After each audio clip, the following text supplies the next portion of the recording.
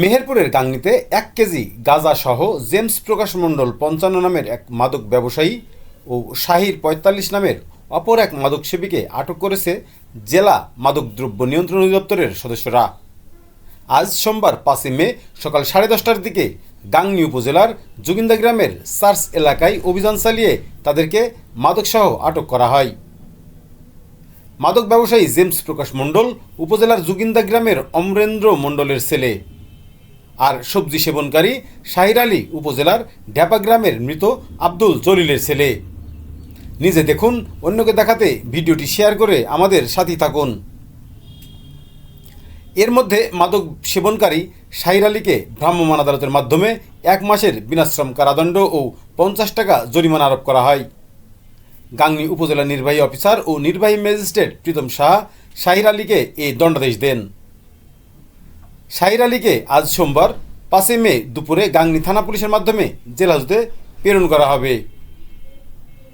জেলা মাদকদ্রব্য নিয়ন্ত্রণ অধিদপ্তরের উপপরিচালক মদন মোহন সাহা এ তথ্য নিশ্চিত করে বলেন, গাংনী উপজেলাধীন যোগিন্দা গ্রামের সার্চ এলাকায় মাদক বিক্রি হচ্ছে এমন গোপন সংবাদের ভিত্তিতে সেখানে অভিযান চালিয়ে শাহির নামের এক মাদক সেবনকারীকে মাদক সেবনরত অবস্থায় আটক করা হয়।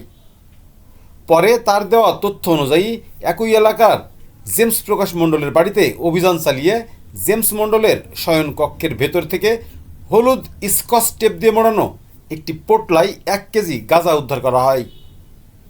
অবৈধ মাদক রাখার অপরাধে জেমস প্রকাশ মণ্ডলকে আটক করা হয়েছে। উদ্ধারকৃত গাঁজার আনুমানিক মূল্য প্রায় 30,000 টাকা। তাছাড়া মাদক কারবারি জেমস প্রকাশ মণ্ডল দীর্ঘদিন ধরে লোকচক্ষুর আড়ালে তার এলাকায় মাদকদ্রব্য ক্রয় বিক্রয় করে এলাকার যুব সমাজকে ধ্বংসের দিকে ধাবিত করছে বলেও জানান এই মাদকদ্রব্য নিয়ন্ত্রণ দপ্তরের কর্মকর্তা।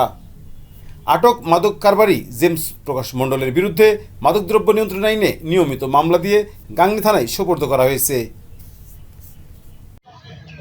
আপনারা জানেন যে আমরা আজকের এই ধানকুলের ইউনিয়নের যোগিন্দা গ্রামে মোহাম্মদ শাকির আলী মাদকের সাথে তার সম্পৃক্ততা থাকায় তিনি নিয়মিত গাঁজা সেবন করেন এবং মাদক সেবন করে বিভিন্ন যে বিরক্তিকর আচরণ, এই আচরণের দায়ে মাদকদ্রব্য নিয়ন্ত্রণ আইন 2018-36-এর 5 ধারা মোতাবেক তাকে 1 মাসের বিনাশ্রম কারাদণ্ড এবং 50 টাকার অর্থদণ্ড অর্থাৎ এই উভয় দণ্ডে দণ্ডিত করা হয়েছে।